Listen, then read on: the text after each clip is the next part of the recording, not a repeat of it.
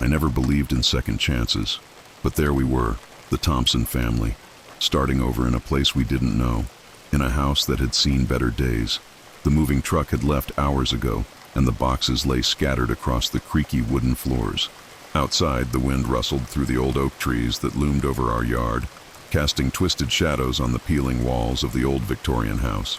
Laura, my wife, stood by the doorway, a tired smile on her face as she glanced around. Her eyes lingered on the faded wallpaper, the cracked ceiling, the musty drapes. I knew what she was thinking. How did we end up here? But she didn't say it.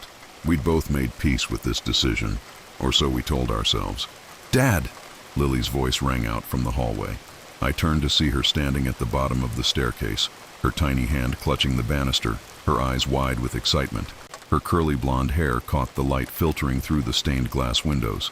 "Come see the attic," she said, her voice bubbling with curiosity. "It's magic up there." I exchanged a glance with Laura. She shrugged, a weary smile on her lips. "Go on, Mark. She's already claimed it as her secret kingdom." I followed Lily up the stairs, each step groaning under our weight. The hallway on the second floor was dim, the only light coming from a narrow window at the end. Lily didn't seem to notice the chill or the cobwebs clinging to the corners. Her tiny feet padded forward with purpose, and she stopped in front of a narrow wooden door with an old brass handle. She turned to me, her eyes sparkling. "Ready?" I nodded.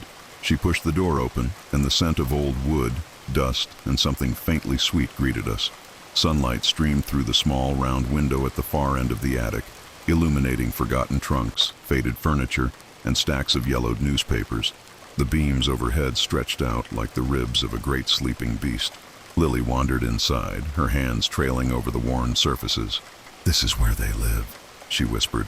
"Who, honey?" I asked, half listening as I took in the eerie beauty of the place. The attic had an odd charm, as though time had stood still here. "My friends," she said matter-of-factly, pointing toward the darkest corner. I squinted, but all I could see were shadows. "Your friends, huh?" I said, humoring her. "What are their names?" She paused, her brow furrowed as though she were listening. "They don't have names," she finally said, "but they talk to me. They're nice. Lonely." A shiver ran down my spine. Kids and their imaginations. I knelt down and put a hand on her shoulder. "Well, just make sure your friends don't keep you up past bedtime," I joked. Lily giggled. "They don't sleep." I forced a smile and stood up, brushing the dust from my jeans. "All right, explorer, time to head back down." She hesitated, glancing back toward the shadows. "Okay," she whispered, as though saying goodbye. We descended the stairs, the air growing warmer as we left the attic behind. In the living room, Jake slouched on the couch, earbuds in, his eyes glued to his phone. "Nice place," he muttered, not looking up. "Make the best of it," I said, more to myself than to him. As the evening settled in, we unpacked boxes, trying to make the old house feel like home. Laura set up the kitchen, her movements automatic, while I wrestled with the ancient wiring in the living room. Lily played with her dolls on the rug, humming a tune I didn't recognize. A cold draft whispered through the cracks in the windows, but we ignored it. We had to. That night, after the kids were asleep, I stood at the bottom of the staircase, staring up at the attic door. It was closed now, just a door like any other. Yet a feeling I couldn't name gnawed at me, a sense that we weren't alone in the house. I shook it off. New places always felt strange at first. Upstairs, a soft creak echoed, followed by a faint whisper. I turned off the light and told myself it was just the house settling, just old wood and colder air. But as I lay in bed beside Laura, her breathing steady in sleep, I thought of Lily's words. "They don't sleep." Morning light filtered through the curtains, and for a moment, everything felt normal. I rolled out of bed, stretched my aching back, and listened to the quiet hum of the house. The scent of coffee drifted from the kitchen, mingling with the faint aroma of dust and old wood. I padded downstairs, the floorboards creaking underfoot. Laura stood by the stove, pouring coffee into 2 mugs. She looked up, dark circles under her eyes. "You didn't sleep well either?" I shook my head. "Old houses have a way of making every noise sound like a problem." She handed me a mug, her fingers lingering on mine. "It's just going to take time, for all of us." I nodded, even though the unease in my gut hadn't gone away. A thump echoed from upstairs, followed by a giggle. Laura sighed. "Lily's up early." The thump came again, louder this time. I frowned. "I'll check on her." I climbed the stairs, my footsteps echoing in the quiet. When I reached Lily's door, it was wide open. The sunlight spilled into her room, but her bed was empty, the covers thrown aside. A chill brushed against my neck. Lily? Her laughter drifted down from above me. I looked up the hallway and saw the attic door was ajar. My stomach tightened. The memory of her whisper from yesterday came back. They don't sleep. I pushed the door open slowly, the old hinges groaning in protest. The attic was bathed in pale morning light, streaming through the small round window. Dust particles danced in the air, but the corners of the room were still cloaked in shadow. Lily sat on the floor, her back to me, legs crossed. Her dolls were lined up in front of her. She was murmuring softly. "Lily?" I stepped closer. "What are you doing up here?" She didn't turn around. Her head tilted slightly like she was listening to someone. "Lily," I said more firmly, my voice cutting through the silence. She finally turned her head, her eyes glassy, distant. "They told me a secret." A cold finger of dread slid down my spine. "Who did?" She pointed to the shadows in the far corner. "My friends." I forced a smile, trying to keep my voice calm. "What secret, sweetheart?" Her gaze drifted back to the dark corner. "They said this house remembers everything." My mouth went dry. "Come on, Lily. It's cold up here." I reached for her hand, but she pulled away. "They like it when we stay," she said quietly. The floor felt like it was tilting beneath me. I bent down and scooped her into my arms, her small body strangely cold against mine. She didn't protest, just leaned her head on my shoulder. As I turned to leave, I glanced back at the corner she had been pointing to. For a split second, I thought I saw something shift in the darkness. A ripple, like the surface of water disturbed by a breeze. I shut the attic door behind us, trying to shake the feeling that we'd left something, or someone, behind. Downstairs, Jake was shoveling cereal into his mouth, his eyes glued to his phone. He didn't look up as I set Lily down at the table. Laura was already flipping through a stack of bills, her expression tense. "Everything okay?" she asked, glancing at Lily. "Yeah," I lied. "She was just playing in the attic." Laura's brow furrowed. "I don't want her up there alone. That place is full of splinters and who knows what else." "I'll put a lock on the door later," I said, though part of me doubted a lock would change anything. Lily sat quietly, stirring her cereal, eyes unfocused. Jake glanced at her and smirked. "What's with you, creep? Did your imaginary friends tell you another ghost story?" Lily didn't answer. She just stared at her spoon, the milk swirling around the edges. "Jake, knock it off," I snapped. He rolled his eyes and went back to his phone. I sat down, trying to push away the growing unease. Maybe Laura was right. We just needed time to adjust. But as I sipped my coffee, I couldn't forget what Lily had said. This house remembers everything. Later that afternoon, I grabbed my toolbox and headed to the attic. I told myself it was just to put a lock on the door, a simple way to make the house feel safer. But as I opened the attic door, the cold air seeped out like a breath held too long. I hesitated at the threshold, my eyes scanning the shadows. "Just a lock," I muttered. I stepped inside and knelt by the door frame, measuring the spot for the lock. As I reached into my toolbox, I heard it, the faintest whisper, like a sigh carried on the wind. It came from the far corner. I turned my head slowly, dread pooling in my gut. The shadows seemed darker now, thicker. Then I saw them. Tiny holes in the wall, barely noticeable. I leaned in, curiosity overriding my fear. I peered closer, and something moved inside. A cluster of black shapes writhing just beneath the surface. I staggered back, my heart pounding. The whispers grew louder, an urgent rustling. I slammed the attic door shut, my hands trembling as I locked it tight. But even as I stood there trying to catch my breath, I could still hear them. Waiting. I stood there, my hand still gripping the cold brass doorknob, my breath coming in short, shallow gasps.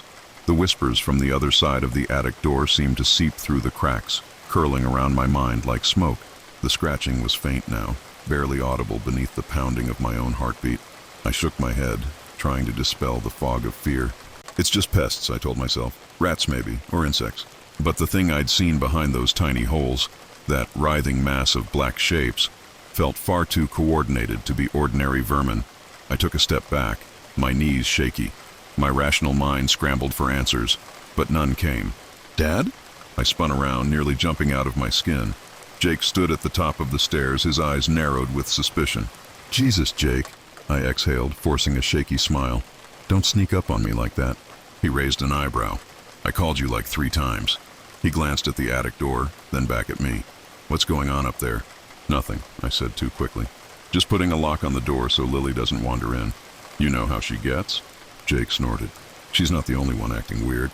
Before I could respond, he turned and stomped down the stairs, his frustration clear in every step. I ran a hand over my face, feeling the roughness of my stubble. The weight of the house felt heavier than ever. That night the air felt colder, like the temperature had dropped a few degrees just for us. I lay in bed staring at the ceiling, the shadows of tree branches twisting and stretching across it like skeletal fingers. Laura was beside me, her back turned, her breathing slow but restless. Somewhere down the hall a floorboard creaked. I clenched my jaw. Houses settle, I reminded myself. Old wood shifts. But that didn't explain the faint whispering I was starting to hear again, like a breeze moving through a field of dry grass. Then came a soft giggle. Lily's giggle. I bolted upright. The sound was coming from the hallway, followed by the light patter of bare feet. I glanced at the clock, 3:14 a.m. I slipped out of bed, trying not to wake Laura. My feet were silent on the cold floor as I made my way to the door. The hallway was dark, the only light coming from the faint glow of the nightlight in Lily's room. Her door was open. I stepped inside, my heart thudding heavily in my chest. The bed was empty, the covers pushed aside. The sheer curtains fluttered in the breeze from the open window. Panic surged through me. I rushed to the window and looked out into the night. Nothing. Just the darkness and the wind. "Lily?" I called, my voice low and urgent. No answer. A soft creak behind me. I spun around and found myself staring at the attic door. It was ajar, a sliver of darkness peeking out. My stomach dropped. I walked toward it, dread curling in my gut with every step. The door swung open slowly as I approached, revealing the dark maw of the attic stairs. The air that wafted out was colder than the rest of the house, carrying with it that sickly sweet smell of decay. I took a shaky breath and climbed the stairs, my hand gripping the railing so tightly it hurt. At the top, the attic was shrouded in shadows, the weak moonlight barely reaching the corners. My breath fogged in front of me, and then I saw her. Lily stood in the center of the room, her back to me. Her tiny shoulders were rigid, her head tilted slightly to the side, as though she were listening intently. The hairs on the back of my neck rose. "Lily," I whispered. My voice felt like it was swallowed by the dark. She didn't move. I swallowed hard and stepped closer.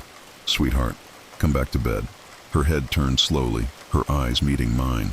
They were wide, almost unseeing, the irises reflecting the faint light like glass marbles.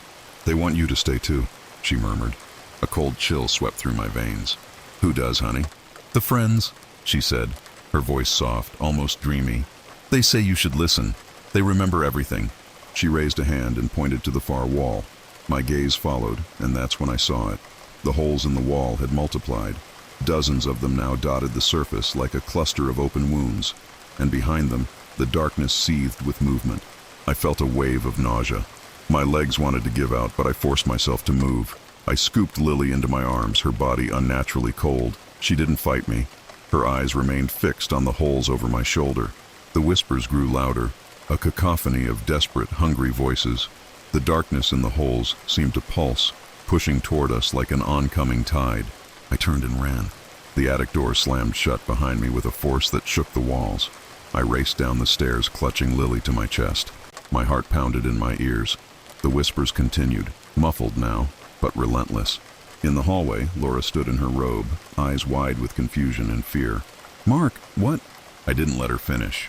"We need to leave," I choked out, my voice shaking. "Now." She looked at Lily, then at me, her eyes filled with questions, but something in my face must have told her everything she needed to know. We heard a soft, rhythmic scratching coming from behind the attic door, like nails against wood. Laura's face paled. The house held its breath. And then the whispering started again. Laura's eyes locked onto mine, fear radiating from her expression. The scratching behind the attic door grew louder, as though something, or many things, were clawing to get out. The whispers had become a chorus, an overwhelming, chaotic chant that filled the hallway, pressing against my mind.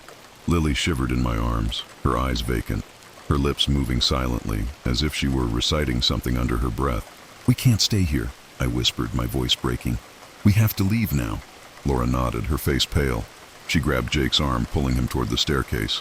"Jake, we're going. Now." Jake pulled his earbuds out, confused. "What? What's going on?"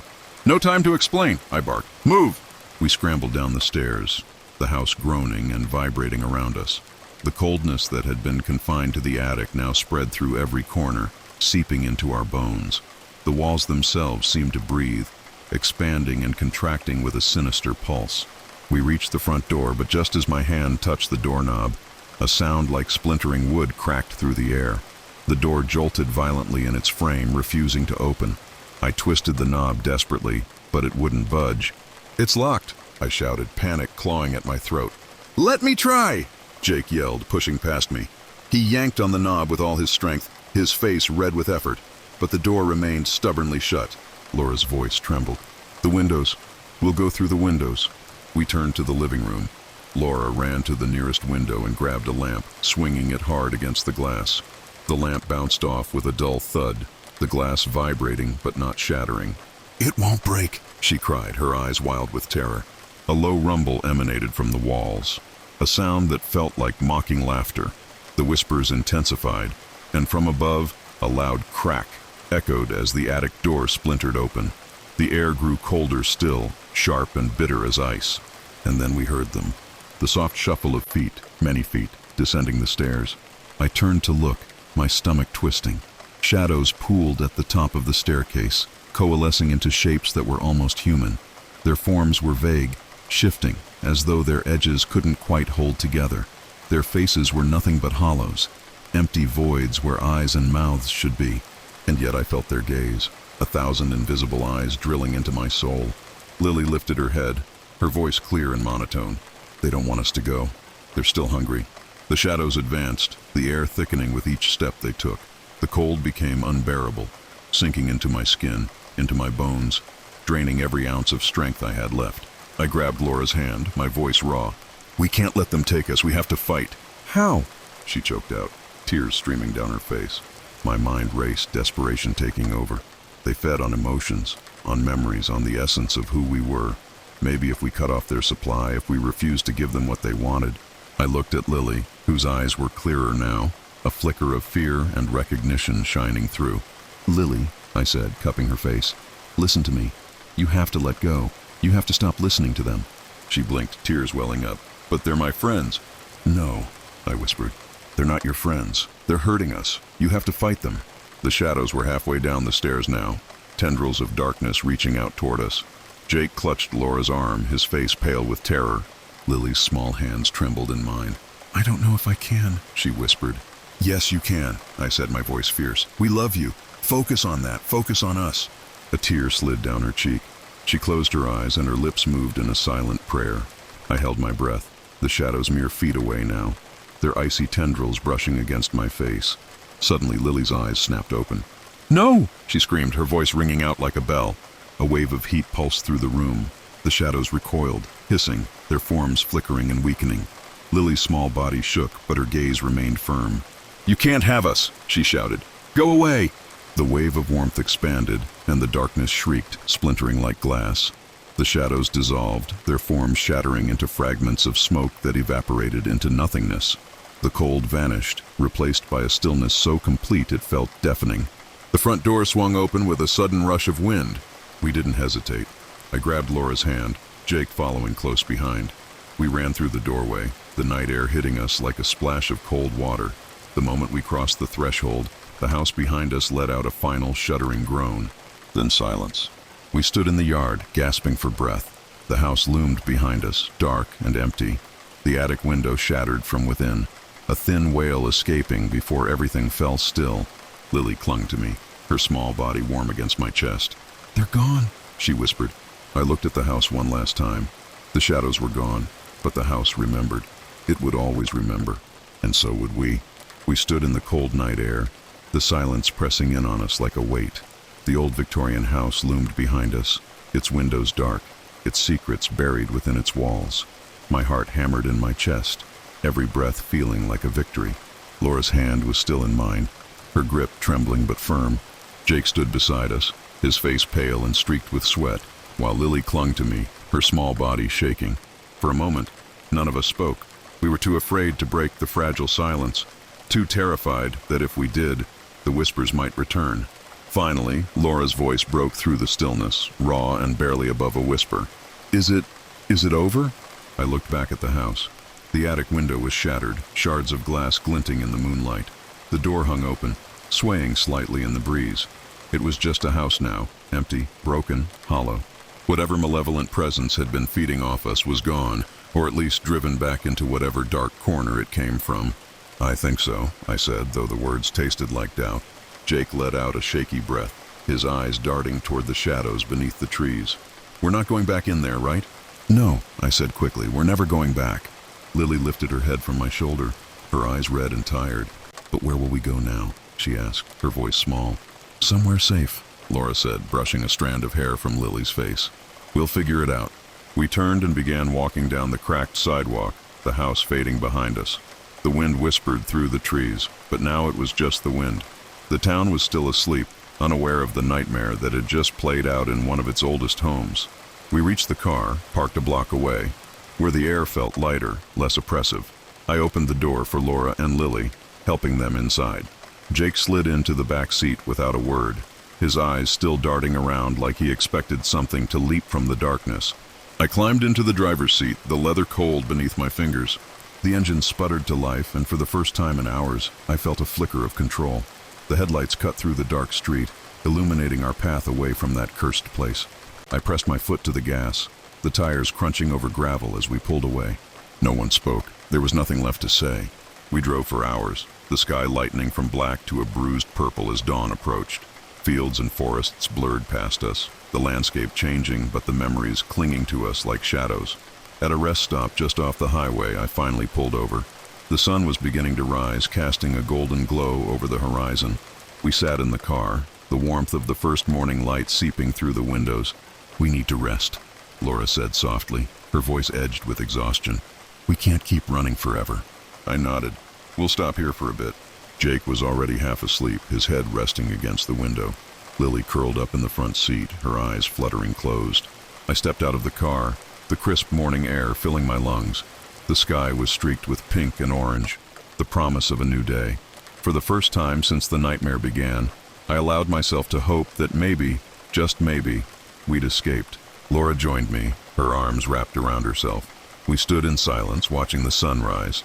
We're going to be okay, she whispered, as if trying to convince herself. We are, I said, though a part of me wasn't sure what okay looked like anymore. She took a shaky breath. Do you think they're really gone? I hesitated, the memory of those shadows still fresh in my mind. I think they're tied to that house. Whatever they were, they fed on the pain trapped there. We got away. She nodded slowly. But what if someone else moves in? A chill ran through me. I thought of the old house, the way it seemed to breathe and remember. It was a parasite, waiting for new hosts. And unless someone destroyed it, the cycle would start all over again. We have to warn someone, I said. Tell the authorities. Maybe they'll tear it down. Laura's eyes met mine, filled with the same exhaustion and determination I felt. We can try, but even if they don't believe us, at least we know the truth. I nodded. At least we're free. She leaned her head on my shoulder, and we watched the sun rise higher, the light pushing away the last remnants of the night. The shadows receded, and for the first time in days, the warmth reached all the way to my bones. Behind us, Lily stirred in her sleep, her lips parting in a soft sigh. The house was gone. The whispers had stopped, and for now, that was enough. The cold was relentless. It clawed through my gloves as I scraped frost from the inside of my windshield. My breath formed pale clouds in the air, and my fingers throbbed with a dull ache. Glacier's Hollow had always been cold in winter, but this year the cold felt different, heavier, like an unwanted presence pressing down on everything. I wiped the ice from the glass and caught my reflection staring back. My eyes looked as tired as I felt, dark smudges beneath them telling stories of sleepless nights. Nights filled with the same dreams, the same whispers I couldn't quite remember when I woke up. The engine sputtered reluctantly to life, and the heater groaned out a weak puff of warmth. I glanced at the dashboard clock, 5:45 a.m., early enough to get a head start on the story I'd been chasing for days now. A story nobody wanted to talk about, but everyone felt looming just beneath the surface. I pulled onto Main Street. The snow-plowed roads were icy, the tires of my old sedan slipping slightly with each turn. Storefronts lined the street like silent sentinels, their windows frosted over. Closed signs, hanging limp. The entire town seemed to be holding its breath, as if afraid to break the fragile silence. Then I saw it. The crimson stain splashed against the pure white snow. It was the third morning in a row. Same place, same inexplicable smear of blood. I parked, my breath catching in my throat. The blood gleamed darkly, fresh enough that it hadn't yet frozen. I stepped closer, my boots crunching on the icy pavement. The stain spread outwards in an irregular pattern like something had crawled away, but there were no footprints, no drag marks. Nothing to explain how it got there. The silence pressed against my ears. I knelt beside the stain, pulling out my phone and snapping a few pictures. My fingers were numb as I typed a note. Third occurrence. No tracks. No witnesses. As I stood up, a prickle of unease crawled up my spine. The wind picked up, sharp and biting, swirling around me as though it carried secrets I wasn't supposed to hear. I turned and almost walked straight into Sheriff Hank Morris. His thick coat was dusted with snow, and his face was set in a grim frown. His eyes, weathered and sharp, flicked to the bloodstain and then back to me. "Anna," he said, his voice low, "you shouldn't be here." "I could say the same to you," I replied, slipping my phone into my pocket. "What's going on, Hank? 3 days in a row? This can't be a coincidence." He sighed, his breath misting in the air. "I don't know what it is yet, and I don't want to jump to conclusions." "That's not good enough," I said. "People are scared. They have a right to know what's happening." Hank's jaw tightened. "Sometimes not knowing is safer." A shiver ran through me, and I wasn't sure it was from the cold. He turned away, his boots crunching heavily as he walked back to his patrol car. The red and blue lights flashed weakly through the falling snow, a feeble attempt at reassurance. I took one last look at the stain before heading back to my car. The wind carried a whisper through the trees, and for a moment, I thought I saw something shift in the snow beyond the road. A flicker of movement, a shadow where there shouldn't be one. I shook my head and slid into the driver's seat. The heater blew lukewarm air as I drove toward home. Glacier's Hollow unfolded around me, a patchwork of snow-covered rooftops, shuttered windows, and chimneys that exhaled thin streams of smoke. The mountains loomed in the distance, their peaks hidden by thick clouds. The quiet was too deep, too unnatural. When I pulled into my driveway, I saw Mom's silhouette through the living room window. Her frail figure was wrapped in her shawl, her head tilted slightly as though she were listening to something beyond the walls of the house. I walked inside, the warmth of the house wrapping around me. The scent of old books and lavender tea filled the air. Mom turned to me, her eyes clouded with something I couldn't place. "They're getting closer," she murmured. I froze. "What did you say?" She blinked, her gaze focusing. "Oh, nothing, dear. Just a dream." A chill slithered through me. What kind of dream? Her eyes darted to the window. A figure, standing in the snow, watching. The hairs on the back of my neck rose. Did it have a face? She shook her head slowly, her expression distant. "No, just emptiness." I forced a smile, swallowing the knot of dread in my throat. "It's probably just the weather getting to you." She nodded, but her fingers trembled around her teacup. I didn't sleep that night. The wind howled outside, carrying whispers through the cracks in the windows. I lay in bed, staring at the ceiling, trying not to think of figures standing in the snow, of bloodstains with no tracks, of dreams shared by too many people in a town that didn't want to know the truth. By dawn, the whispers faded, but when I looked out my window, the snow was disturbed, and there was another stain. I stared at the crimson mark spreading across the untouched snow, my breath caught in my throat. It was there again, fresh, glistening, and as inexplicable as the last 3 mornings. No footprints, no trails, just the blood, stark against the white blanket covering Glacier's Hollow. The cold seeped through the window glass, chilling my fingertips as they hovered over the pane. My mind buzzed with questions, each one more desperate than the last. How could there be blood with no signs of movement? What was leaving it behind? And who was next? A knock on the door jolted me back to reality. "Anna?" Sheriff Hank's voice was low, steady, but there was an edge to it I hadn't heard before. I wrapped my robe tightly around me and opened the door. Hank stood on the porch, his breath a visible mist in the frigid air. Snowflakes dusted his shoulders and hat. His eyes flicked past me into the house where my mother was dozing on the recliner, wrapped in her shawl. "Can we talk outside?" he asked. I nodded, slipping on my boots and stepping onto the porch. The air was sharp enough to cut. Hank's gaze lingered on the stain in the snow, then shifted to me. "It happened again," I said, my voice barely more than a whisper. He nodded, jaw clenched. "Yeah, and it's not just here. 2 more spots showed up near the old post office and by the school." A wave of nausea twisted in my stomach. 3 spots in one night? "Something's happening, Anna." He ran a gloved hand over his face. "I've seen a lot of things in this town, but nothing like this. And the people who've disappeared..." He stopped, his face darkening. "They're not coming back." His words hung in the air, heavy and unspoken. "They all had the same dream," I murmured. "The figure with no face, He stiffened, his eyes narrowing. How do you know about that? I hesitated, guilt pricking at the back of my mind. People talk, quietly. They don't want to admit it, but they're scared. My mom's been having those dreams too. Hank let out a breath, a plume of white dissipating in the cold. We need answers and fast. I've asked Samuel Lane to help track whatever this is. If anyone can make sense of these patterns, it's him. I nodded, the name sparking a small flicker of hope. Samuel Lane was a grizzled hunter, someone who knew these woods better than anyone. If there was a rational explanation, he'd find it. When do we start? I asked. Hank's eyes softened. You don't have to come, Anna. This isn't your fight. I squared my shoulders, ignoring the chill that bit through my clothes. I'm coming. This is my home too. He didn't argue, just nodded. Samuel's cabin sat at the edge of the forest, smoke curling from the chimney, a beacon of warmth against the desolate winter landscape. We parked next to his old pickup truck, the engine ticking in the silence. The woods stretched out beyond us, dark and motionless, the trees standing like sentinels. Samuel opened the door before we knocked. His gray beard was thick, his eyes sharp and clear beneath bushy brows. He gave us a curt nod and stepped aside to let us in. The cabin was warm, the scent of burning wood filling the air. Maps and hunting gear cluttered the room. A rifle leaned against the wall, and a steaming mug of coffee sat on the table. I hear we've got a problem, he said, his voice gravelly. Hank nodded. Blood trails, no tracks, people disappearing. Samuel's eyes narrowed. And the dreams? Hank and I exchanged a glance. You know about the dreams? I asked. He grunted. This isn't the first time something like this has happened. My granddad told stories. Said the coldest winters bring out things we don't understand. Things that hunt. A chill that had nothing to do with the weather settled into my bones. What kind of things? Hank pressed. Samuel stared into the fire for a moment before answering.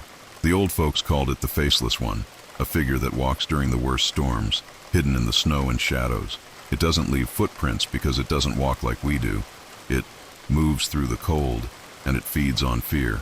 I swallowed hard. How do we stop it? Samuel's gaze met mine, grim and resolute. You don't stop it. You survive it. You outlast it. And you don't let it take you. The wind howled outside, rattling the windows. I wrapped my arms around myself, my mind racing. How do you survive something you can't see? Something that left no trace except blood and emptiness? We'll go tonight, Samuel said. Track the freshest stains and see where they lead. Hank nodded. We'll meet back here at dusk. I felt my stomach twist with dread. Something deep inside me knew that once the sun set, we'd be crossing a line that couldn't be uncrossed. We'd be walking straight into the heart of whatever nightmare had taken hold of Glacier's Hollow. But there was no other choice. The blood in the snow was calling, and if we didn't answer, more people would vanish into the cold embrace of the storm. I glanced out the window. The sky a leaden gray. The sun was low, sinking behind the jagged peaks. Night was coming, and something was coming with it. Night fell with a heavy, suffocating silence. The snow swirled around us in thick flurries as we trudged through the edge of the forest.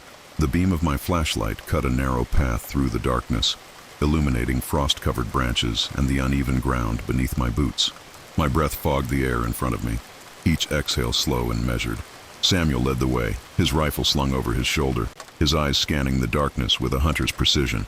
Hank was just behind him, his hand resting on the holster at his hip. I stayed close, every nerve on edge, listening for sounds beyond the crunch of our footsteps. The wind whispered through the trees, carrying with it a faint, unsettling murmur. It was almost like a voice, just below the threshold of comprehension, just above silence. We followed the blood. The stains were fresher now, stark splashes of crimson against the untouched snow. They seemed to guide us, as though whatever was leaving them wanted us to follow. My mind screamed that we were walking into a trap, but there was no turning back. The line had been crossed the moment the sun slipped behind the mountains. "Hannah," Hank whispered, his voice low. "You doing okay?" I nodded, though my throat was tight. "I'm fine." He gave me a fleeting glance, his eyes filled with worry before refocusing on the path ahead. The flashlight beams wavered as we walked deeper into the forest, the trees growing denser, their twisted branches reaching out like skeletal fingers. Samuel stopped abruptly, raising his hand. We froze. The wind died down, and for a heartbeat, there was absolute silence. Then a sound. A drip. Soft, rhythmic. I swung my flashlight toward the source. A low-hanging branch weighed down by snow and something else. Blood. Thick droplets clung to the tips of the needles, falling silently onto the snow below.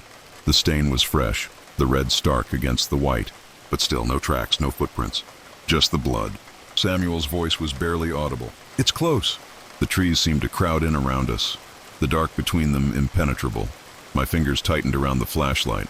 The cold had seeped through my gloves long ago, numbing my fingertips. I wanted to move, to run, but my feet felt rooted to the ground. The wind picked up again, but this time it carried a sound, a whisper, just clear enough to send a chill down my spine. It said my name, Anna. My heart seized. I turned toward the sound, the beam of my flashlight shaking. The whisper came again, drifting through the darkness, soft and mocking. Anna. The voice was hollow, distant, like it was being pulled through a tunnel that stretched on forever. My knees went weak. Samuel's grip on my shoulder steadied me. "Don't listen to it," he muttered. "It's not real." But it felt real. The voice was familiar, almost like an echo of my own thoughts, a reflection of my deepest fears being spoken back to me. I swallowed hard, forcing myself to focus. "We need to keep moving." Samuel nodded, and we pushed forward. The bloodstains grew larger, more frequent, soaking the snow in wide patches. The forest felt like it was closing in, the shadows stretching out, twisting into shapes that didn't belong. Then we heard it, a low guttural scrape, like something dragging itself across the frozen ground. The sound was wrong, inhuman, a grinding noise that seemed to vibrate inside my skull. Hank's flashlight beam snapped toward the sound. The light trembled as it cut through the trees, and there it was. A figure stood just beyond the reach of the light, half hidden by the falling snow. It was tall and thin, its body obscured by a tattered cloak that blended with the shadows. Where its face should have been, there was only a void, an emptiness so deep it seemed to pull the light into it. The faceless one. My chest constricted. The stories, the nightmares, they were real. It was standing there, not 10 feet away, watching us with that hollow nothingness. The wind howled through the trees, and the figure moved, not like a person. It shifted, gliding forward with a sickening grace. The bloodstains seemed to pulse, leading toward it, feeding it. Samuel raised his rifle, his hand steady. "Don't let it get close," he said, his voice tight. "It feeds on fear, on despair. But how do you fight something that is despair, that embodies the cold, unfeeling emptiness of the darkest winter?" The figure took another step. The cold intensified, like it was seeping into my bones, draining my strength. My flashlight flickered, my vision blurred at the edges. "Anna." The whisper filled my head, louder now, echoing inside my skull. I dropped to one knee, clutching my temples. I could feel it pulling at me, leeching the hope from my mind, the warmth from my body. "No!" Hank's shout cut through the fog, a beacon in the darkness. "Don't give in!" I gritted my teeth, forcing my eyes open. The faceless one was inches away, the void where its face should be staring into mine. The whisper grew louder, almost deafening. But then I remembered Samuel's words. "It feeds on fear." A surge of anger flared in my chest, burning away the cold. I clenched my fists, my voice shaking but defiant. "You don't own me," I whispered. The faceless one hesitated. The whispers faltered, like a song interrupted. I took a shaky breath and rose to my feet, the warmth of my anger spreading through me. "Get away from us!" I shouted. For a moment the world held its breath. Then the figure let out a sound, a screech that cut through the air like a blade. It recoiled, its form twisting, the shadows around it unraveling. Hank fired his gun. The crack of the shot echoed through the forest. The faceless one dissolved into a cloud of black mist, the shadows scattering into the night. The silence that followed was deafening. Samuel lowered his rifle, his face pale. "We need to go now." We turned and ran, the snow whipping around us, the darkness retreating behind us. The forest opened up, the lights of Glacier's Hollow flickering in the distance, a fragile promise of safety. But as we emerged from the trees, I knew the fight wasn't over. The faceless one wasn't gone, it was waiting, and it would come back. We ran. The forest blurred into a tunnel of shadows and snow, the bitter cold slicing through my lungs like glass. My legs ached, but I didn't stop. None of us did. Behind us, the darkness seemed to pulse, a living thing giving chase. The whispering grew louder, slithering into my mind, threatening to tear my sanity apart. "Don't stop!" Samuel's voice was a raw command. "We're almost there!" I risked a glance back. The faceless one was gliding through the trees, its shape shifting in and out of the shadows. The void where its face should be seemed to ripple with hunger, the darkness inside it expanding. The stains of blood in the snow spread like a disease, tendrils reaching toward us, eager to pull us under. The lights of Glacier's Hollow flickered in the distance, fragile and faint, but they were a beacon. Safety, if we could just make it there, but it was gaining on us. My foot caught on a root hidden beneath the snow. I stumbled, falling hard, the cold biting into my knees and hands. The world tilted, my vision blurring.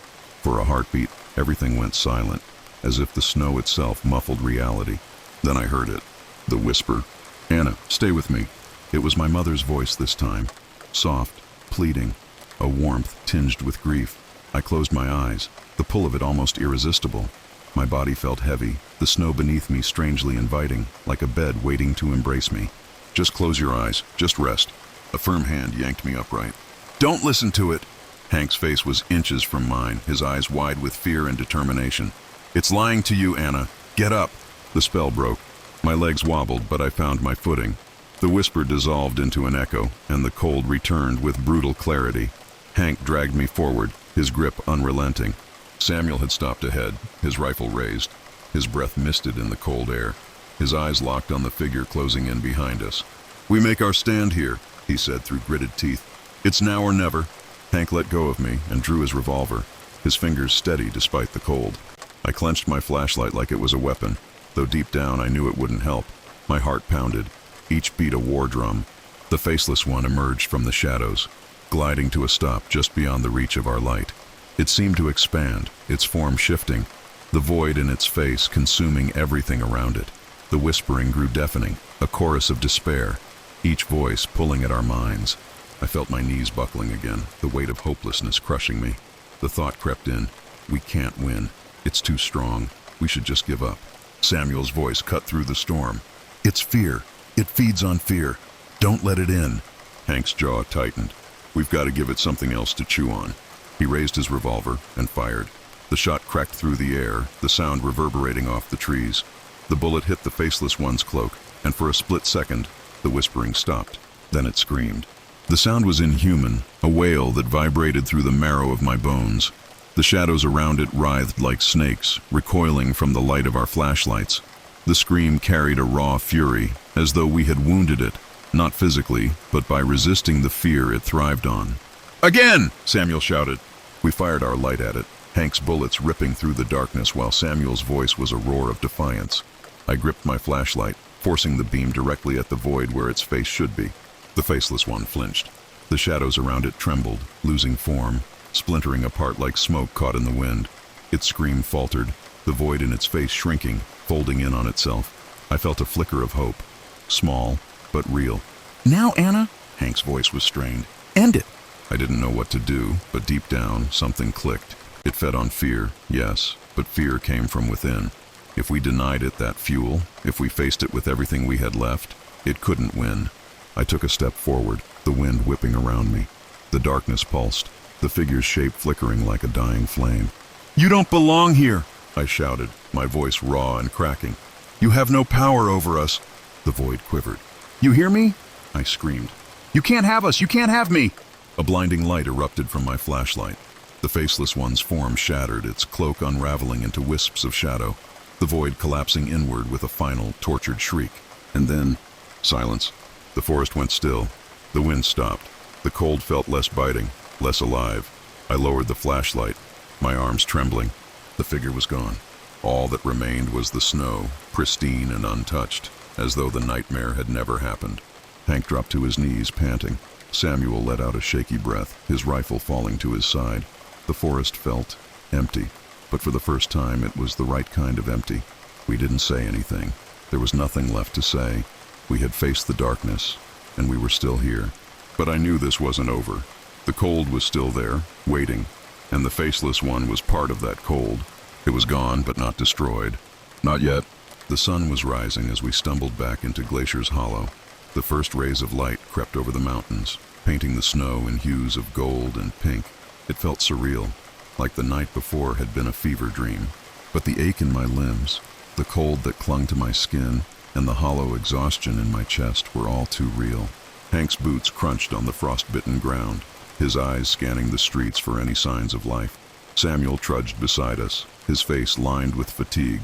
I kept close to them, every step an effort, as though the night had drained every ounce of strength I had left. The town was eerily quiet. No plumes of smoke from chimneys, no lights flickering in windows. It was as if the entire town held its breath, waiting for confirmation that the nightmare was over. We reached my mother's house. The porch steps groaned beneath our weight, a sound that felt strangely comforting. I pushed the door open, the warmth inside wrapping around us like a blanket. The scent of lavender tea and old books filled my lungs. "Mom?" My voice was a croak. She was in her recliner, wrapped in her shawl. Her eyes fluttered open, soft and full of relief. "You came back," she whispered. I knelt beside her, tears pricking at the edges of my eyes. "It's gone. At least, for now." Her hand, frail and cold, brushed my cheek. "You're strong, Anna. Stronger than you know." Hank stepped into the room, his presence a steadying force. He met my eyes and nodded. "We'll need to tell the others. Let them know it's safe, for now." Samuel leaned against the door frame, his rifle still clutched in his hand. "This isn't over. The cold will come again, and when it does, so will it." I swallowed hard. The faceless one was gone, but its presence lingered, a scar on the town's memory. The snow outside still felt heavy, the silence still too deep, but for now the bloodstains had stopped, the whispers had faded, we had survived. The news spread through the town by midday. People emerged from their homes, cautious at first, their eyes darting to the shadows.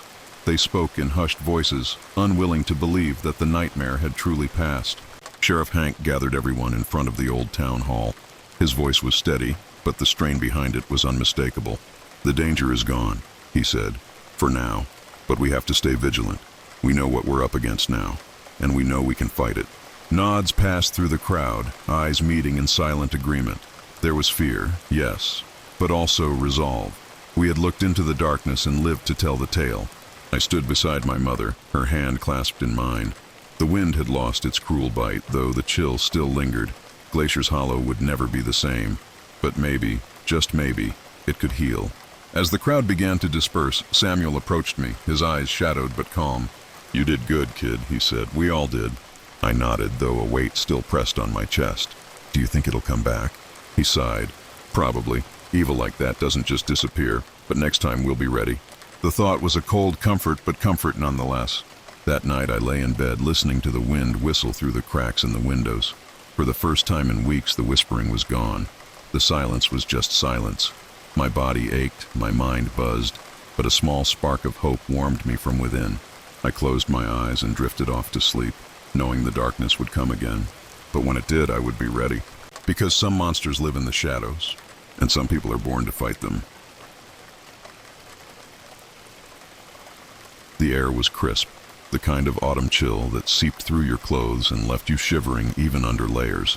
The leaves on the trees outside my window fluttered in shades of orange and red, a dance of color against the gray sky.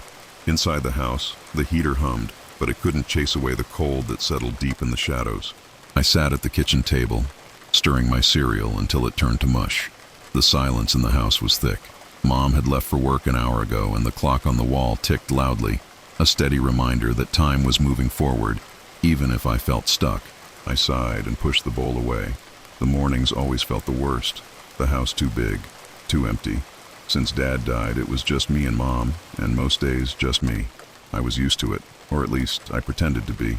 A soft knock at the door startled me. I froze, my spoon clattering against the bowl. We didn't get visitors often. The sound came again, hesitant. I crept to the door and peered through the peephole. Mrs. Whitaker, our elderly neighbor, stood on the porch, a scarf wrapped tight around her head, her eyes almost hidden behind her thick glasses. I opened the door, the cold air biting at my cheeks. "Hi, Mrs. Whitaker." Her thin lips curved into a small smile. "Hello, dear. Your mother told me you'd be home today." She shifted slightly, revealing a box in her hands. It was small and wrapped in faded floral paper. "I found this in my attic the other day and thought you might like it. It's an old toy, but it still has some charm."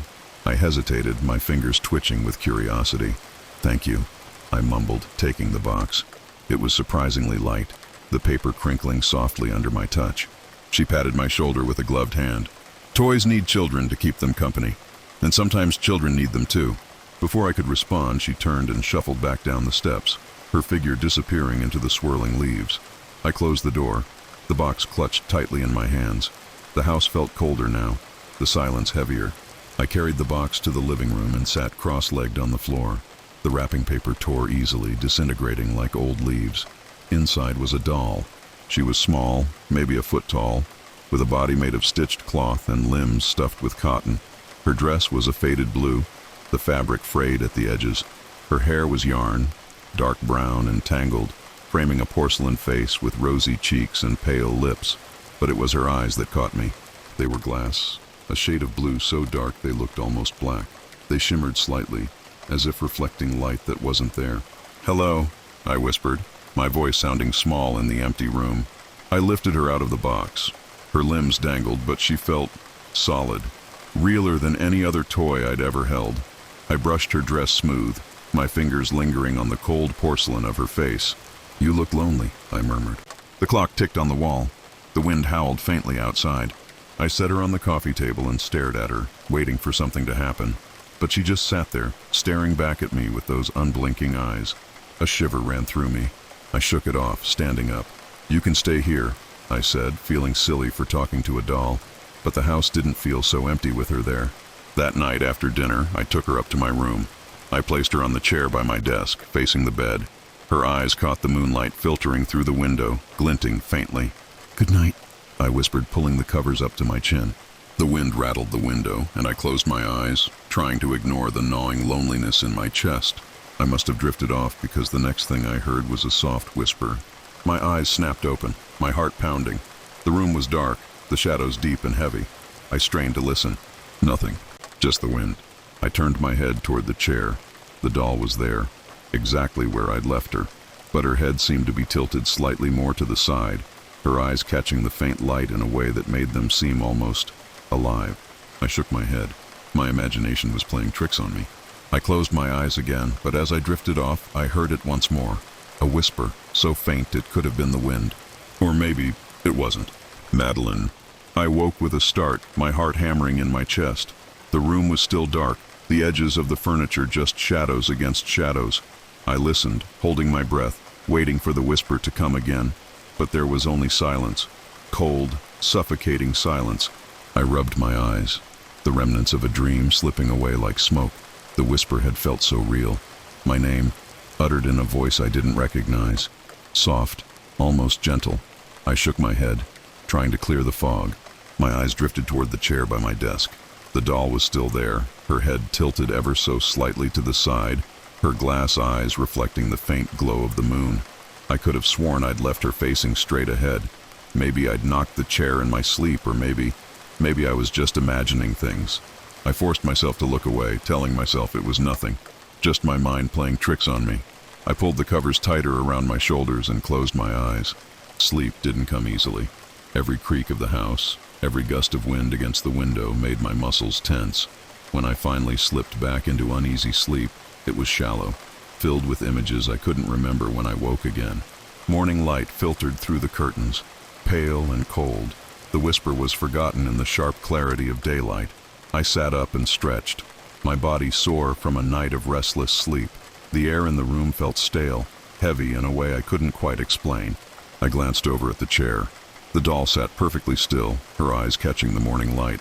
She seemed less eerie now, just a toy made of fabric and porcelain. A silly thing to be afraid of.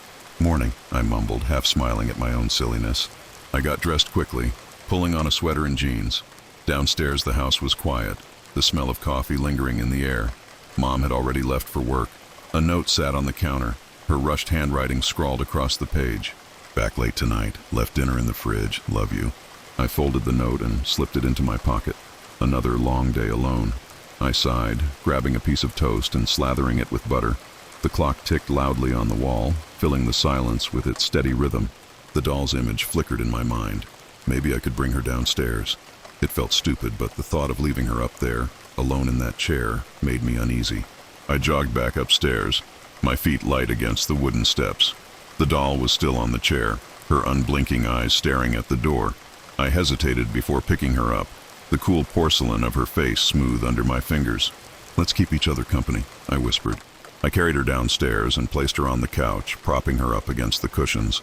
Her head lolled to the side slightly, but her eyes seemed to follow me as I moved around the room. I shook the feeling off and turned on the TV, the low hum of cartoons filling the silence. Time passed slowly.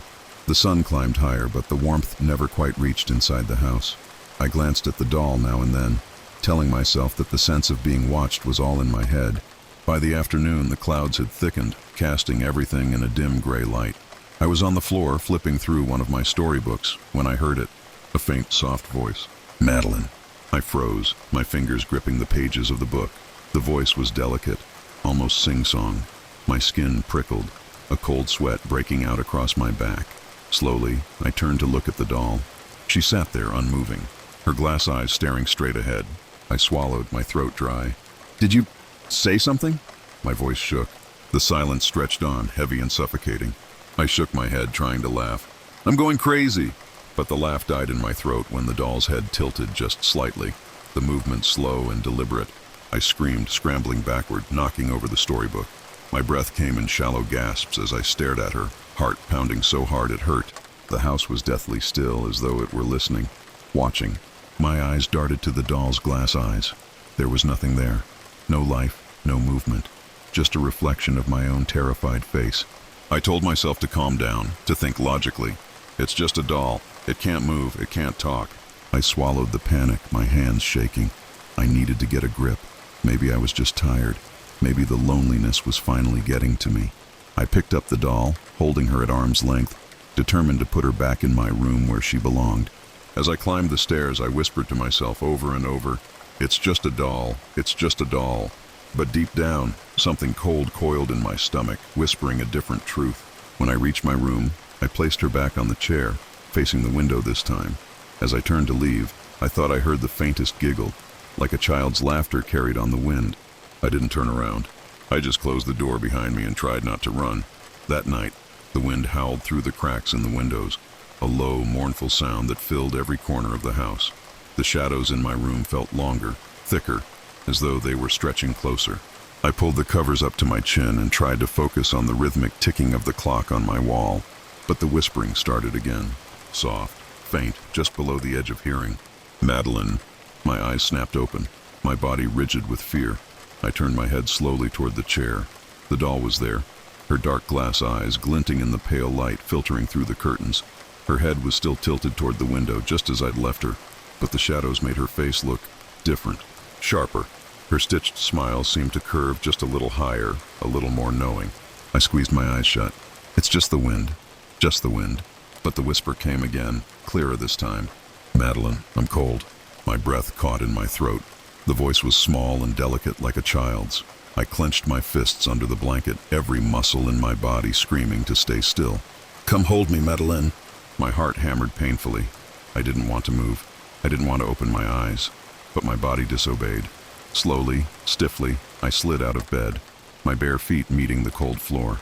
The air in the room felt thick, pressing against my skin. My limbs moved as if pulled by invisible strings, my mind screaming at me to stop. I stood in front of the chair, the doll's face level with mine. Her eyes were so dark, twin pools of endless shadow.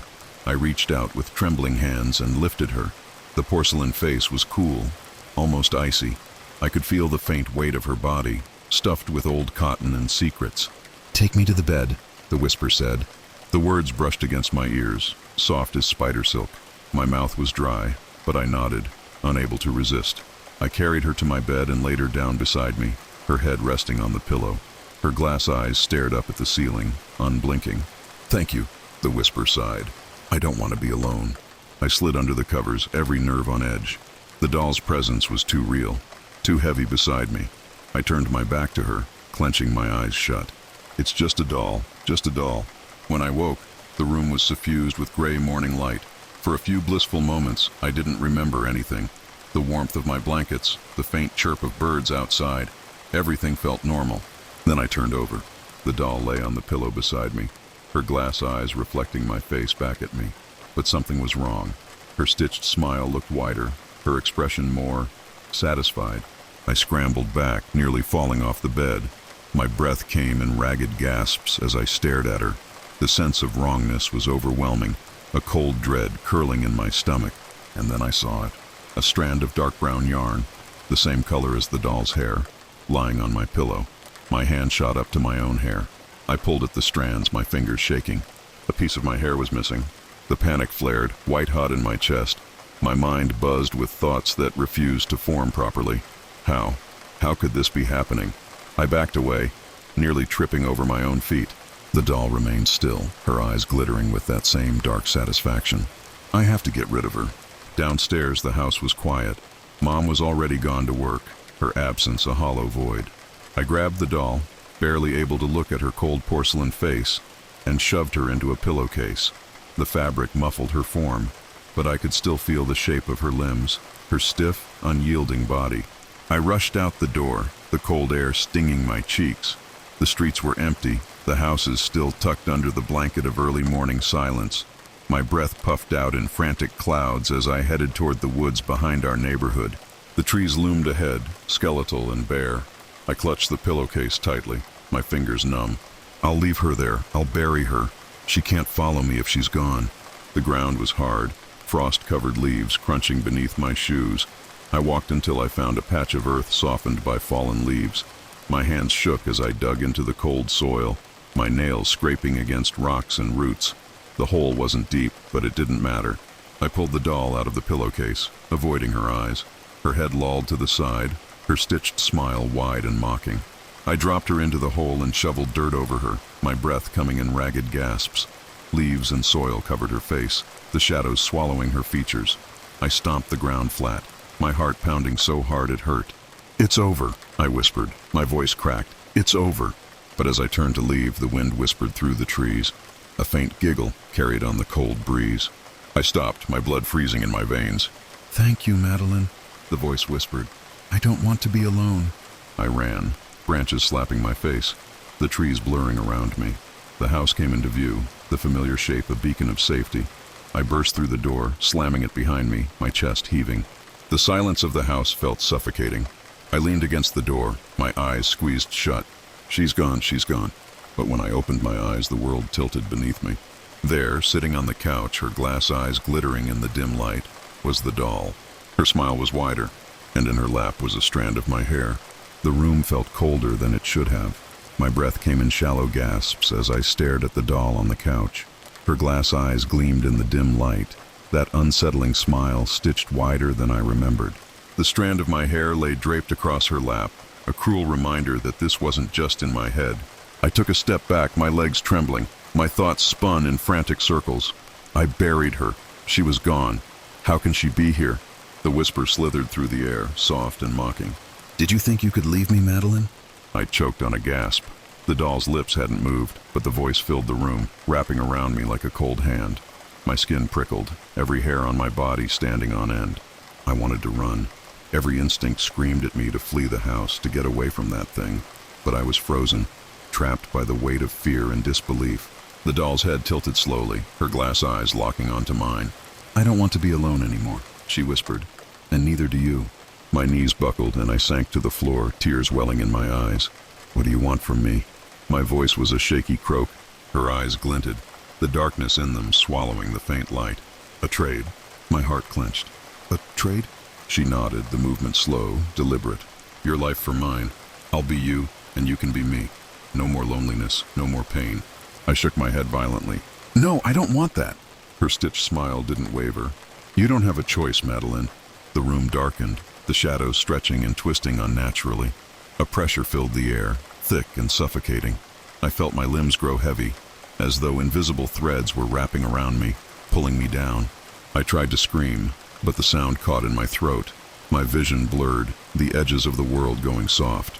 The doll's voice echoed inside my skull, a sickening lullaby. "Sleep now, Madeline. When you wake, everything will be better." My eyelids drooped, no matter how hard I fought to keep them open. The weight of exhaustion pressed down on me. I felt myself slipping, falling into a dark, endless void. "No, I have to fight. I can't let her win."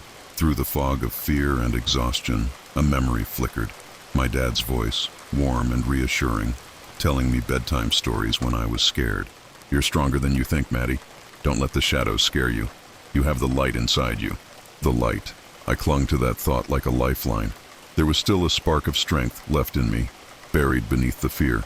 I forced my eyes open, the effort like lifting a mountain. The doll's face hovered inches from mine now, her eyes gleaming with anticipation.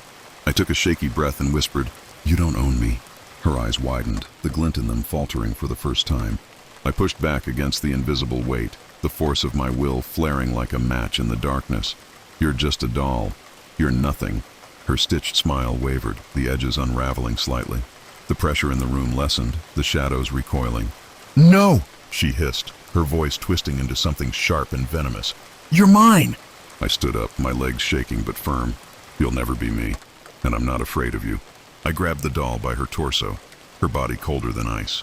Her limbs flailed, her eyes flashing with rage.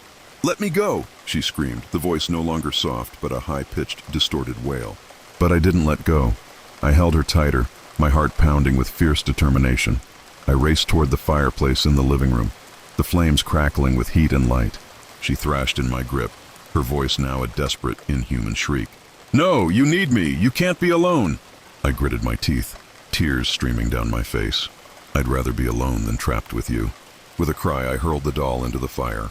The flames swallowed her whole, the fabric igniting instantly. Her porcelain face cracked, her glass eyes bursting with a sound like shattering ice. Her screams filled the room, a wail of rage and despair, twisting and fading as the fire consumed her. I watched, my chest heaving as the doll turned to ash, her form disintegrating into nothing. The room was silent. The air felt lighter, the shadows retreating into the corners where they belonged. I sank to my knees, the weight of everything crashing down on me. Tears streamed down my cheeks, but this time they were tears of relief. It was over, or at least I hoped it was. The flames died down slowly, their flickering light casting long, fragile shadows across the living room walls. I stayed on my knees, my body trembling with exhaustion. The only thing left of the doll was a small pile of blackened ash, smoke curling up toward the chimney. The house felt different now, lighter, as if a dark weight had finally been lifted. I wiped the tears from my cheeks with the back of my hand, the sting of smoke and salt lingering. My chest rose and fell in shaky breaths. It was over. The doll was gone, but the fear that she'd left behind still clung to me, like a cold hand on my shoulder. I stood up on unsteady legs, my mind buzzing with disbelief. The clock on the wall ticked softly, each second a strange reassurance that time was moving forward again. I turned toward the hallway, half expecting to see something lurking in the shadows, but there was nothing, just the quiet of an empty house. I made my way to the stairs, gripping the railing tightly. Each step creaked beneath my weight, the sound oddly comforting. When I reached my room, the door was still open, the air inside no longer carrying that heavy, oppressive chill. I paused in the doorway, my eyes scanning the room. The chair by the window sat empty, just a chair again. The bed, the desk, the shelves with my old books. Everything was exactly where it should be. I took a deep breath and stepped inside. The floor felt solid beneath my feet, real, safe. As I sank onto the edge of my bed, a wave of relief washed over me. I was still here, me, not trapped, not lost. The whispers were gone, replaced by a silence that finally felt peaceful. My fingers brushed the spot on the pillow where the doll had lain. A shiver ran down my spine, but I pushed it away. She was gone, burned. There was nothing left of her but ash. A noise from downstairs jolted me, the unmistakable sound of a key turning in the lock. My heart leapt into my throat for a split second before I realized. "Mom." "Madeline?" her voice called, tired but familiar. I sprang to my feet and rushed down the stairs. Mom was standing in the doorway, her hair tousled from the wind, her eyes weary from another long day. The moment she saw me, her face softened, and she opened her arms. I ran into her hug, the warmth of her embrace chasing away the last fragments of cold that lingered in my bones. "Hey, sweetheart," she murmured, kissing the top of my head. "Everything okay?" I squeezed her tighter, the tears threatening to spill again. "I missed you," I whispered. She pulled back slightly, her brow furrowing as she studied my face. "You look exhausted. Did something happen?" I opened my mouth, the words catching in my throat. How could I explain it all?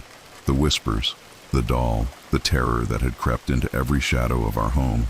But as I looked into her worried eyes, I knew that it didn't matter anymore. The nightmare was over, and for the first time in a long while, I felt like I wasn't alone. "Just a bad dream," I said softly. "But it's gone now." She smiled, brushing a strand of hair from my face. "How about I make us some hot chocolate, extra marshmallows?" I nodded, a small smile tugging at my lips. "I'd like that." We walked into the kitchen together, the warmth of the house finally reaching my heart. The kettle whistled, the scent of cocoa filling the air. For the first time in days, everything felt normal. That night, I lay in bed, the covers pulled up to my chin. The darkness outside the window was just darkness, no longer hiding secrets or whispers. The wind was a soft lullaby instead of a threat. My eyes drifted to the chair by the window. Empty, just wood and fabric, nothing more. I let out a slow breath, the knot in my chest finally unwinding. As I closed my eyes, I whispered to myself, "She's gone." And I believed it. The house settled around me, each creak and sigh just part of its old, familiar self. The shadows stayed where they belonged. The night was just a night, and I was just a girl, finally free of the whispers.